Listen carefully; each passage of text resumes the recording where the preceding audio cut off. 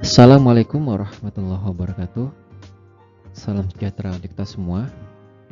Pada video pembelajaran kali ini saya akan menjelaskan tentang parameter perancangan pada mesin pembakaran internal atau desain parameter of internal combustion engine. Selamat menyimak. Berikutnya adalah buku-buku yang saya gunakan di dalam proses pembelajaran mata kuliah motor bakar. Ada 4 ya.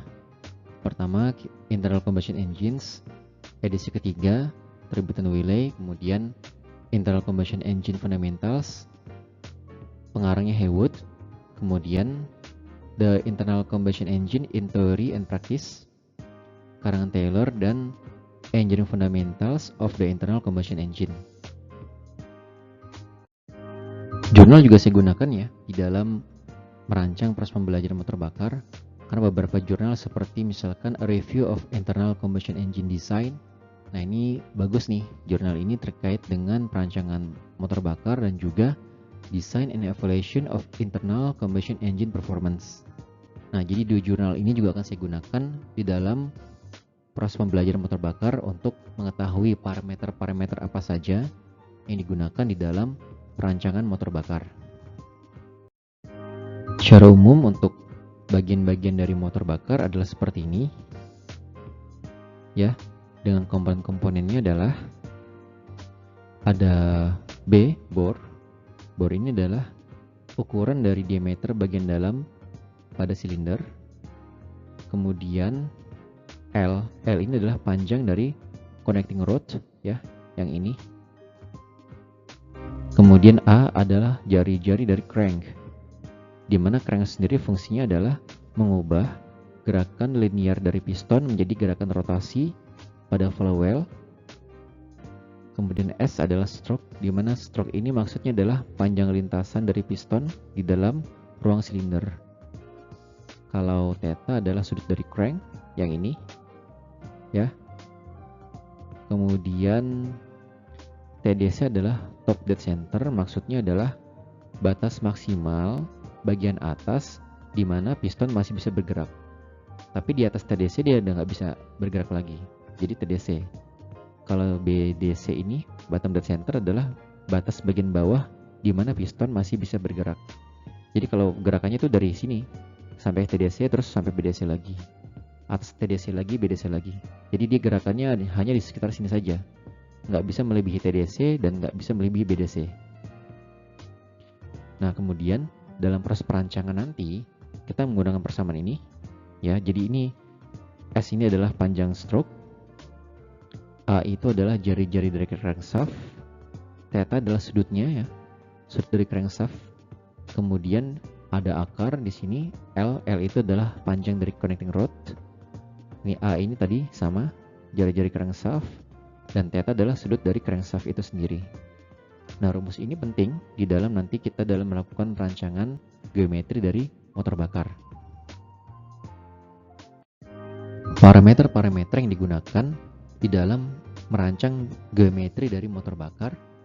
Yang pertama adalah compression ratio, di mana compression ratio ini menjelaskan rasio kompresi yang dapat dilakukan oleh motor bakar.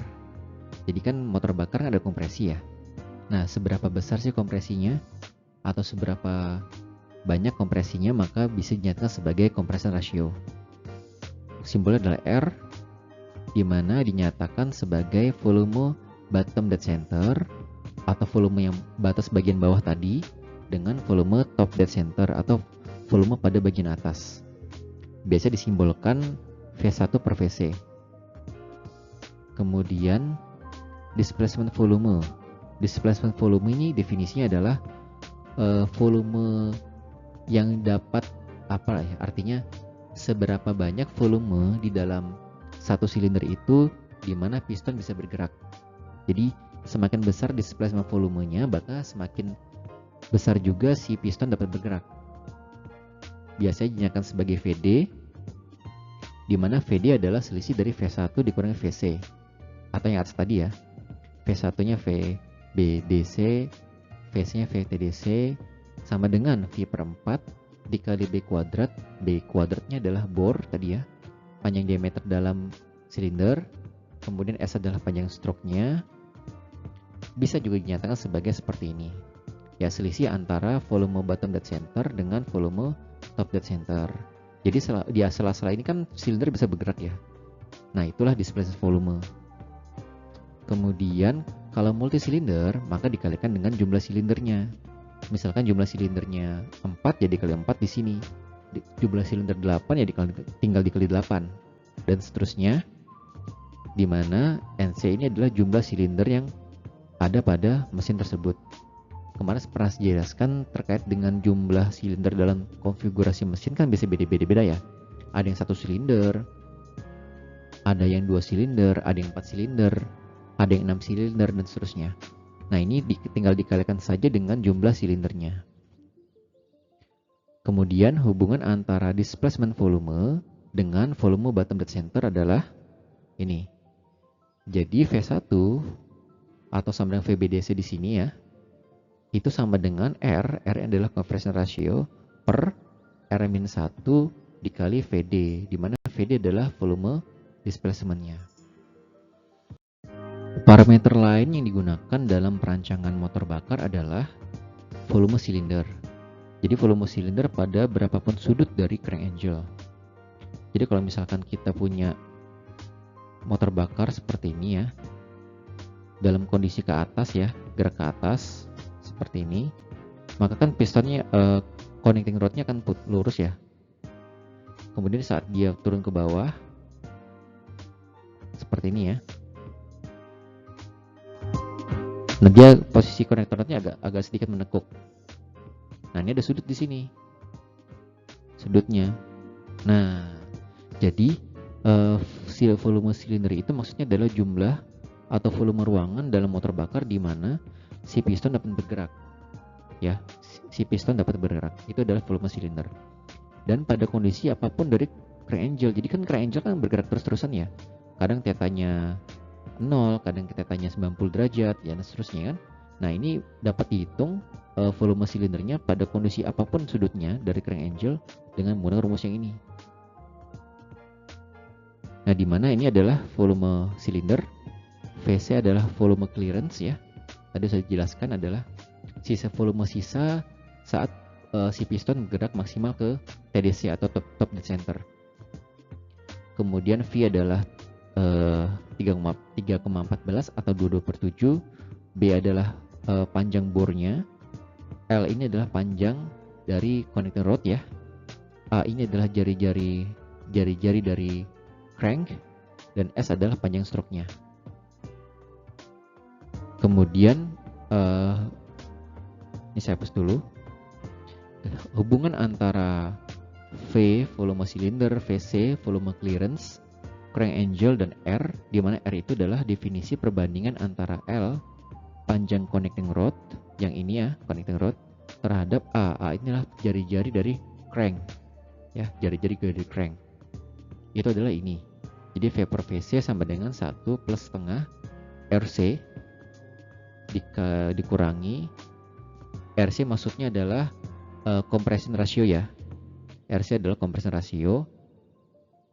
Cuma di beberapa buku pakai R, ada yang pakai RC. Ini karena saya ngambil dari beberapa buku jadi ada beda-beda simbolnya. Dikurangi 1 dikalikan dalam kurung R besar adalah ini maksudnya, ditambah 1 dikurangi cos theta, theta adalah sudut dari crank angle, dikurangi akar R kuadrat, R yang ini maksudnya, dikurangi sin theta kuadrat. Oke, ini adalah salah parameter lain dari perancangan geometri motor bakar. Kemudian untuk parameter yang lainnya adalah kecepatan piston rata-rata. Jadi kecepatan piston rata-rata adalah rumusnya ini UP bar sama dengan 2 kali N S ya, dimana N itu adalah, dimana S nya adalah 2A ya, S itu adalah stroke maksudnya, stroke, A itu adalah jari-jari dari cranknya, kemudian N ini adalah putaran kecepatan dari crankshaft dalam revolution per menit, maksudnya adalah RPM ya, rotasi per menit maksudnya. Nah, namun dalam beberapa kasus ketika nilai S-nya itu berubah terhadap waktu, ini kan nilai S-nya tetap ya, nilai stroke-nya tetap ya, S itu 2A. atau tetap ya konstan terhadap waktu. Kalau nilai S-nya berubah, maka ada perhitungan tambahan namanya kecepatan piston sesaat. Jadi kecepatan piston sesaat ini ketika nilai S-nya itu berubah terhadap waktu, maka ds per dt dengan persamaannya adalah UP atau kecepatan piston sesaat dibagi UP bar adalah yang ini, itu adalah V per 2 dikali sin theta dikalikan 1 plus cos theta dibagi R kuadrat dikurangi sin kuadrat theta. Namun kecepatan piston sesaat ini hanya pada kasus di mana kita menghitung si gerakan piston tersebut terhadap waktu, dia berubah-ubah. Jadi ibaratnya di sini kita menghitungnya secara real time. Tapi kalau kita perhitungan secara konstan, maksudnya kita menghitung secara manual saja, nggak real time perhitungannya, ya nggak perlu ini. Ini hanya sekedar tambahan variabel ketika kita mengasumsikan atau menghitung dari gerakan piston tersebut secara real time atau secara berubah setiap detik ya. Kalau kita konstan aja nggak perlu dimasukkan ini ya.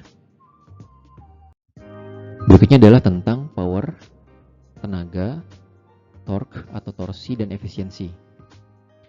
Pertama kita bicara tentang brake power dulu. Brake power ya, sesuai namanya, walaupun sebenarnya nggak namanya juga sih. Brake power bukan tenaga buat ngerem ya, tapi adalah jumlah tenaga atau torsi yang dibutuhkan untuk memutar crankshaft. Jadi kan apa sih torsi itu? Torsi itu gaya juga, sama seperti gaya Newton. Yang F itu, cuma F itu kan linear gerakannya. Kalau torsi dia putaran, beda itu.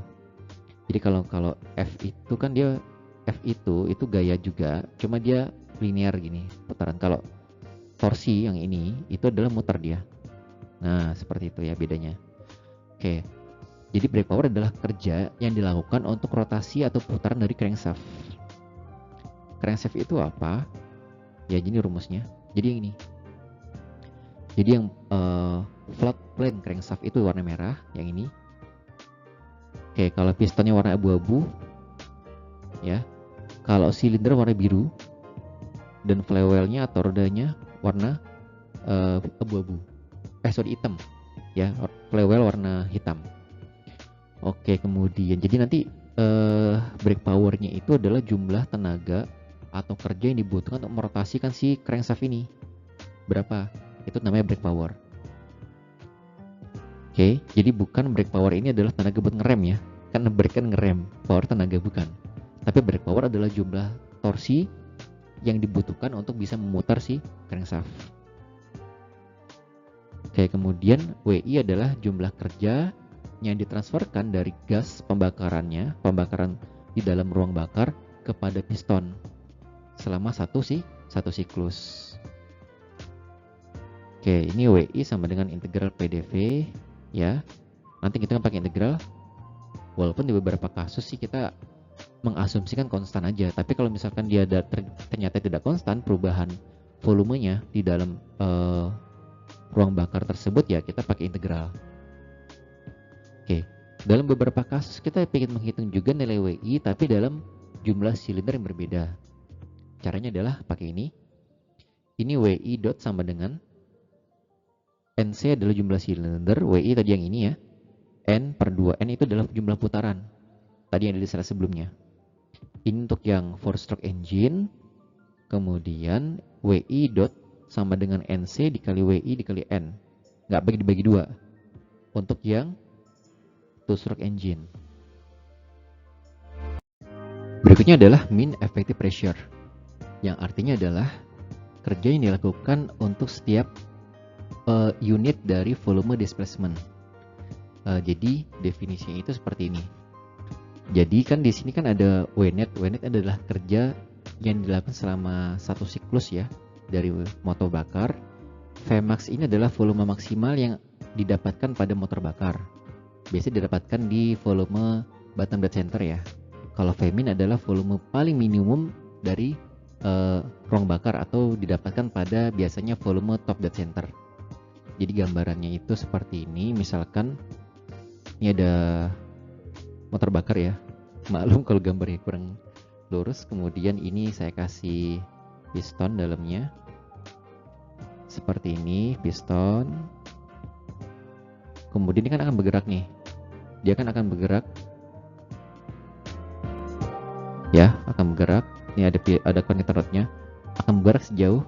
Ini volume TDC. Ini adalah volume BDC. Oke. Nah, displacement volume tadi kan adalah selisih dari ini kan? Iya nggak? Oke. Nah, itu adalah ini definisinya. Selisih antara Vmax dan Vmin-nya. Vmax Vmin itu adalah volume displacement-nya dari si motor bakar. Kemudian kalau Vnet ini adalah kerja pada satu siklus dari motor bakar. Kemudian ada lagi istilahnya itu, sebentar saya hapus dulu. Ini adalah BMEP. Kalau BMEP ini adalah Breakman Effective Pressure.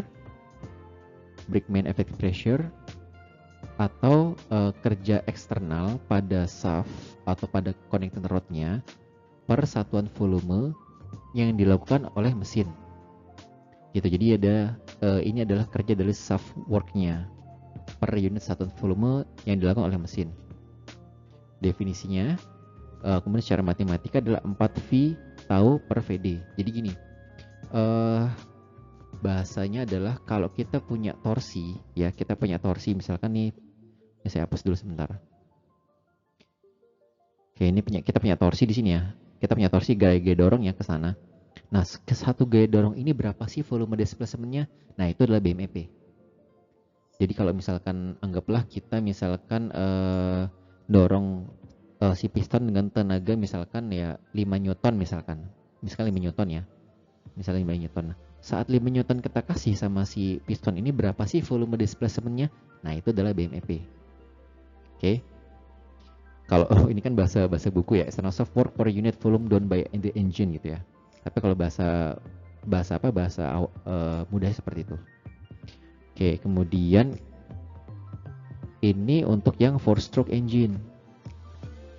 BMEP 4V tau per VD. Tau ini adalah torsi ya. VD adalah volume displacement, sama kayak ini. Kemudian BMEP juga bisa dinyatakan dalam bentuk yang berbeda, yaitu pakai ini. Power brake ya, yang tadi di awal-awal, dibagi volume displacement dikali N atau jumlah rotasi per menit dibagi 2 untuk yang 4-stroke engine. Kemudian kalau yang 2-stroke engine seperti ini ya, sama penjelasannya. Kemudian ada lagi bisa juga pakai model seperti ini ya. Di sini ada power brake, di sini ada NC jumlah silinder, ini adalah AP luasan dari piston, UP adalah kecepatan rata-rata dari piston. Oke, kemudian kalau ini 2-stroke engine pakai ini. Penjelasan sama, cuma di sini buat 4-stroke, dia ini untuk 2-stroke engine. Friction mean effective pressure atau FMEP adalah sebuah friksi yang dihasilkan selama proses intake dan exhaust dan juga proses pergerakan dari piston di dalam ruang bakar. Jadi ibaratnya kalau bahasa gampangnya FEMP adalah rugi ya atau lossesnya. Di mana FMEP ini dapat dihitung sebagai FMEP sama dengan IMEP dikurangi BMEP. Kalau BMEP kan tadi sudah ya di awal. Nah, IMEP ini adalah indicated mean effective pressure. Jadi berapa kerja yang dihasilkan selama pergerakan piston di dalam ruang bakar atau di dalam silinder. Ini adalah IMEP. Definisi mirip seperti MEP ya tadi ya. Jadi kan berapa kerja output yang dihasilkan selama pergerakan volume displacement dari piston di dalam ruang silinder. Itu adalah IMEP. Ada studi kasus di sini ya. Oke, jadi ini ada sebuah studi kasus BMEP dalam bar ya terhadap mean piston speed ya. Ini terhadap dua otomotif atau dua mobil yang berbeda, satu mobil dengan kapasitas 2 liter dan satu lagi mobil dengan kapasitas 3,8 liter. Ini adalah grafiknya seperti ini ya. Jadi kalau kita perhatikan di sini untuk mean piston speed yang pelan ya, itu BMEP akan lebih tinggi pada kapasitas mobil yang lebih besar dibandingkan dengan kapasitas mobil lebih kecil pada piston speed yang kecil yang di sini. Tapi saat dia mulai meningkat piston speednya, maka sebaliknya justru malah BMEP dengan mobil lebih kecil kapasitasnya punya BMEP lebih besar dibandingkan dengan mobil dengan kapasitas lebih besar. Oke, jadi seperti itu ya. Ini sekedar studi kasus aja pada dua mobil dengan kapasitas 2 liter dan 3,8 liter terhadap BMEP dan juga terhadap min piston speednya. Kemudian parameter lainnya adalah volumetric efficiency. Definisinya adalah efisiensi dari silinder untuk mengkompresi atau mengkompres udara atau gas atau bahan bakar di dalam ruang bakar. Itu adalah definisi dari volumetric efficiency. Ini salah satu parameter yang cukup penting di dalam perancangan geometri dari motor bakar. Jadi secara matematika, massa dari bahan bakar dan udara yang akan diinjeksikan atau dimasukkan ke dalam silinder dibagi dengan massa yang akan menempati volume displacement-nya pada densitas udara yang berada di intake manifold. Jadi kalau misalkan kita punya gambar motor bakar seperti ini, oke, ini kemudian dia ada pistonnya. Kemudian piston ini kan akan bergerak ke atas ke bawah ya. Anggaplah ini titik batas atas dan titik batas bawah. Oke, seperti ini ya. Ini ada, nah ini kan namanya volume displacement ya. Ini adalah volume displacement. Nah, kemudian densitasnya adalah densitas udara, bukan densitas udara pada udara sekeliling, tapi pada intake manifold. Jadi densitas udaranya adalah pada udara yang akan dimasukkan ke ruang bakar melalui intake manifold. Ini rumusnya, cara matematika seperti ini, di mana ini adalah min, massa udara dan bahan bakar masuk ke dalam ruang bakar. Kemudian rho I adalah tadi sudah dijelasin ya, densitas pada intake manifold. Vd adalah volume displacement dari yang ini. N itu adalah putaran dari piston per satuan menit atau RPM, revolution per menit, dibagi dengan 2. Di mana massa masuk ke dalam sistem ruang bakar itu adalah massa udara, M air, ditambah massa fuel atau massa bahan bakar. Ya. Ini saya hapus dulu. Oke. Di mana ada beberapa term and condition, di mana untuk direct ignition engine massa fuelnya 0. Ya, jadi tidak dihitung di dalam perhitungan volumetric efficiency. Kemudian faktor 2 di sini itu merupakan dihitung dari 2 putaran per siklus pada mesin yang menggunakan 4-stroke engine. Oke. Nah, kemudian di sini densitas udara pada intake manifold digunakan sebagai referensi kondisi sebagai pengganti dari udara luar. Jadi kita nggak pakai standar atmosfer. Jadi kita tidak pakai standar atmosfer, tapi yang kita pakai adalah apa? Densitas pada intake manifold. Oke. Kemudian pada mesin dengan supercharger performance, ya, itu tidak termasuk ke dalam definisi dari volumetric efficiency. Jadi kalau ada mesin yang ada penambahan beberapa fungsi yang mengakibatkan mesin tersebut termasuk pada supercharger, itu tidak termasuk pada definisi dari volumetric efficiency. Jadi mesin dengan supercharger tidak termasuk pada definisi dari volumetric efficiency. Kemudian pada mesin dengan 2 stroke, ya, namanya bukan volumetric efficiency, tapi apa? Namanya adalah delivery ratio. Di mana, nah kebalikannya nih, di mana densitasnya itu adalah pada ambient air, bukan pada intake manifold. Kebalikan tadi, kalau tadi yang ini kan dia densitas pada intake manifold, tapi pada 2 siklus dia bukan pada intake manifold tapi pada ambient air. Specific fuel consumption. Specific fuel consumption merupakan salah satu parameter yang penting dalam perancangan geometri motor bakar, karena dia akan menguji seberapa banyak kerja yang dapat dikonversi dari sebuah bahan bakar. Gitu. Jadi ibaratnya adalah efisiensi ya. Efisiensi seberapa banyak sih chemical energy dari bahan bakar itu bisa diubah menjadi kerja dalam sebuah mesin. Itu adalah specific fuel consumption. Oke. Ada dua jenis specific fuel consumption, yaitu adalah break specific fuel consumption dan indicated specific fuel consumption. Oke.